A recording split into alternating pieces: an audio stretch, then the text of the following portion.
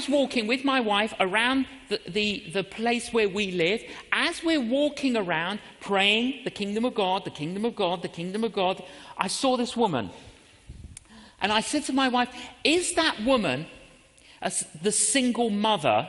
She's called Barbara. Is that Barbara who's a single mother who's got one son who's very sick? And my wife said, I think it is. Now, at that moment, you have a battle. Shall I? Shan't I? Shall I? Shan't I? Can I be bothered? I don't know. Shall I be bothered? You know, it's like you have a little battle. These days, as soon as I get that battle of shall I not, I do it. I do it straight away. I walk straight up to the woman. I said, excuse me, is your name Barbara? She says, yes, it is. And she said, I know who you are, she said. You're J. John, aren't you? I said, yes, I am. And I said, am I right that you have a son who's sick? And she says, well, actually, yes, he is sick. He's dying. Can you go and see him now? I thought, what does she think I do all day? You see, we're all battling, aren't we? We're battling with thoughts. And I thought, but her son is dying. Of course I'll go and... I said, yes, I will. Now, by the way, Barbara was a New Ager. Okay? Now, she knows I'm like a religious Christian minister. So she said, can you go to the hospice and pray for my son? Her son was 32 years of age. So we had to go all the way home, pick up the car, drive, find the hospice, find the room, find him. We find him, he's sleeping. My wife goes, oh, he's sleeping. Oh, we'll go home and we'll come back later. I said, oh, no, we won't. So I kicked the bed really hard. And then he kind of woke up like that. Right. So, okay, the guy, right, the mother's New Age, the guy's never, so he wakes up a bit. So I said to him, I said, listen, I've just met your mother. I mean, it's an awkward situation, isn't it? Now, this is Jerusalem, Judea. This is like Judea, okay? So I said, listen, I've just met your mother. I said, I'm a minister, and your mother asked me to come and pray for you. Would you like that? Okay. When I said that, okay, I'm looking at this gentleman just here. Okay, this is what happened. He looked at me and he stared me out. We're having a little problem here, aren't we? Because we don't know. You see, you didn't look down, is it? It's awkward. And I was looking at him thinking, oh, Jesus. Oh, Lord. Oh, no, Lord. This is so awkward. Oh, Lord. He's not saying anything. And it's really painful. It's like really... And this is what he said. I'd rather have a hug.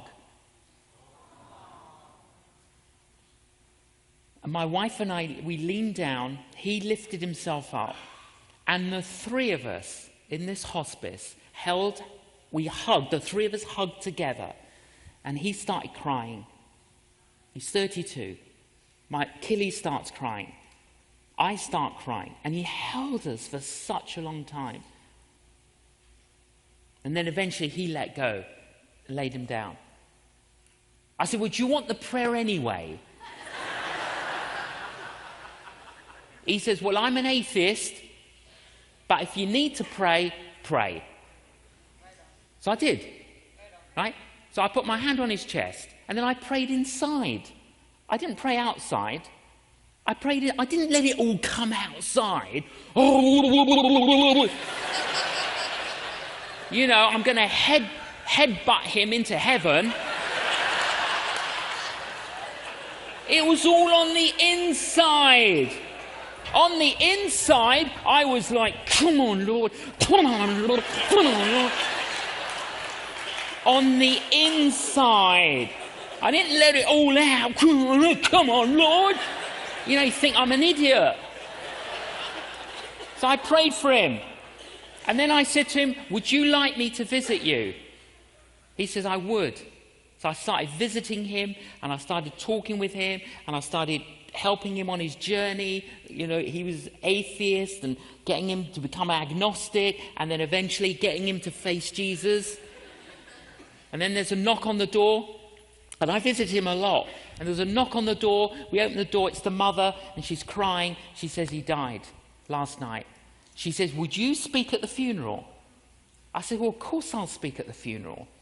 Now, I knew he was a DJ, right? But I didn't know that he was a really famous DJ. It's just that I meet so many people all the time. I don't know what they do half the time. And this guy was a really famous DJ in the nightclub world of London. There were 800 people at the funeral, and I'm speaking at the funeral. I finished speaking, I got down off the stage, and people just flocked. Like, I've got to speak to you, I've got to speak to you. What did you mean? What did you mean? You can go to heaven if you went via King's Cross. These are all little things I said in the sermon. Now, how did that all begin? I'm walking around the community where I live, and I'm praying for the kingdom of God. I get a quiver in my liver. Shall I? Shan't I? Shall I? Shan't I? Yes, I visit him. As a result of visiting him, I end up speaking at a funeral with 800 people. I sow a little bit more seed into people's lives. You see, praying